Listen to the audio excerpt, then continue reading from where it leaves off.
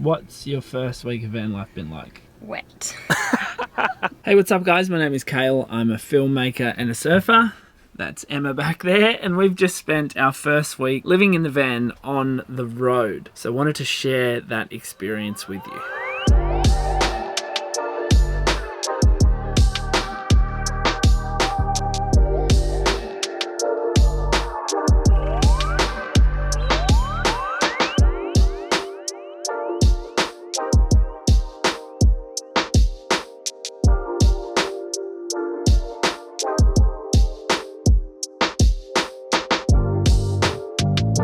I guess there's a little caveat to this. We lived in our van at the end of last year, but we only lived in it for a few months in one spot.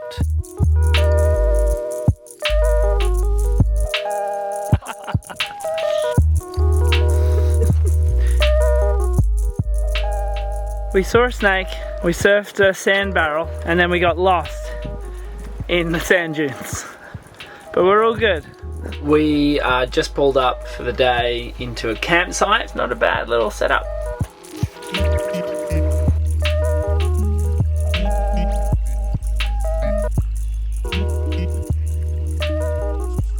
This is going to sound a little bit strange, especially if you haven't lived in a van before, but one of the biggest things that's been impressed upon me is the fact that your home travels with you. Now bear with me for a moment. In the van, in van life, you're so embedded in outside, right? You're so embedded, for us, in nature because we're surrounded by it. So there's this constant newness outside the van. There's new beaches, there's new towns to visit, there's new experiences to undertake. But the home is consistent.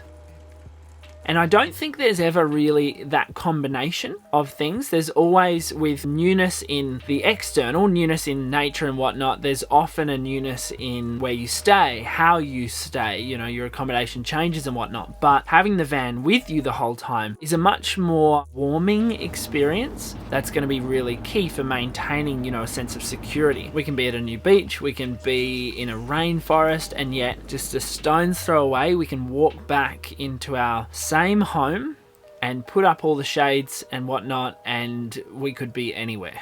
You don't even think about what's outside. That's been pretty cool. At the moment we are sort of smashing through about 2 or 3 hours driving per day, just so we can get to my next retreat on time and just find a little bit of some spare moments to go surfing and relax as well.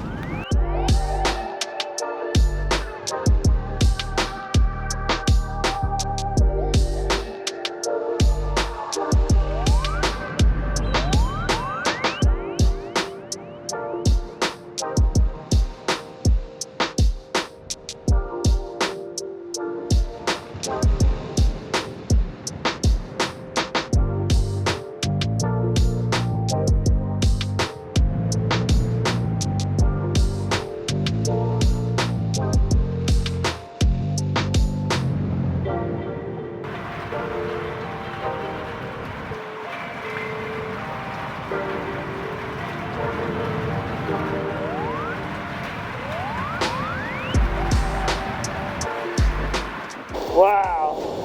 Oh, that would hurt. Jeez. So for those of you guys who don't know, blue bottles are a kind of jellyfish that really hurt. They deliver a sting that's pretty intense. We've come across, with directions, this beautiful swimming hole. Look at that. I'm gonna go ahead and jump in. I think it's gonna be cold. Ready? How is it? Oh, it's fresh. This is the sort of place that you wouldn't, or you'd very rarely access if we didn't sleep close by in the van. So this is one of the benefits of van life. Accessing this with nobody else around. Makes you appreciate Australia, hey? It's a nice way to wake up in the morning, cold water dip, get the blood flowing, get the lymphatic system pumping. We're gonna go and have some brekkie on the side of the road. How good is this? Like, imagine this on a sunny day. Unfortunately, that's not today. A little bit of breakfast time.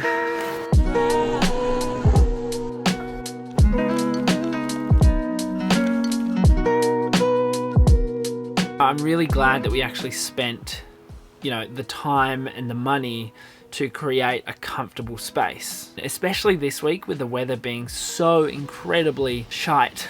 It's been raining heavily on and off all week, so to be able to actually spend some time indoors outside of that and be comfortable has been a super big blessing. We keep camping and staying at places with little to no internet signal, which is great, right? But for me, still working on the road, it's been a little bit disruptive. If I can't sort of hotspot up to my laptop, it means I can't do my job in certain respects, and I really dislike having a growing list of jobs to do that I can't get done due to factors outside my control. Now, surfing is always like the number one priority, and I think that's always been, at least it trumps work in a big way, and it's still doing that now. That's something I don't mind getting in the way of work, but if it's something else, it starts to get a little bit frustrating. So I think overall, naturally, regardless of the signal and the internet and all the rest of it, I'm going to see a reduction in work output. I think it's going to be interesting to see how I can find that balance between being productive and also exploring as well, which has also become like a factor that's sort of up there with surfing now in terms of getting in the way of doing work and jobs. So I'm going to tread that line and find the balance as we move forward. What's your first week of van life been like? Wet. I have enjoyed the first week of van life. I've enjoyed finding the routine in the day. It has been a little bit disrupted because of the weather, so I think I really enjoy it when there's a bit of sun and we can incorporate a bit more of like yoga or a bit of a workout in the mornings. Other than that, life feels pretty normal. I mean, there's dishes behind me. Every morning we wake up and we either make a coffee or a medicinal mushroom latte. We go surfing, we go for a walk on the beach. I mean, these are pretty normal things that we do. The only difference now is it's happening in new locations every time, and we're doing it from the van. Overall, this has been a super positive experience, and to be honest, I just can't wait for more. So that's it. That's been our first week of van life. I hope you guys enjoyed it. If you did, make sure you subscribe to the channel. If you already are subscribed to the channel, maybe drop a comment below. Ask me some questions which might prompt some more videos. I'd love to know, do you guys live in a van? Have you ever lived in a van before? What did you find challenging, or what do you think you might find challenging? It'd be interesting to know. Make sure you check out the links in the description below. There's links to my books, my films, my online courses, and a whole bunch more. I can't wait to see you guys again soon. See ya.